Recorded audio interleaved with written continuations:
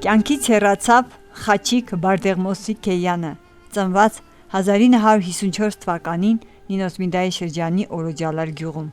Հուղարկավորությունը տեղի կունենա մայիսի 17-ին Օրոջալարի գերեզմանատանը։ Հարազատները, համագյուղացիները խորովշտով սգում են իրենց սիրելի Խաչիկ Քեյանի մահվան կապակցությամբ և ցավակցում ընտանիքին։ Հայր իմ թանկ, դու լուռ գնացիր, բայց մեր սրտերում միշտ մնացիր։ Քո բարի խոսքն ու ջերմ ձեռքերը մեր կյանքի լույսն էին անվերջ։ Տունդ առանց քեզ դատարկ դարձավ, ծիծաղիդ ձայնը հուշում մնաց։ Ամեն մի անկյուն քեզ է փնտրում,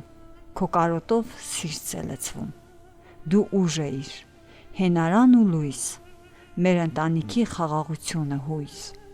Քո ազնիվ հոգին, մեծ սիրտը բարի, միշտ կապրի մեր հիշողության մեջ։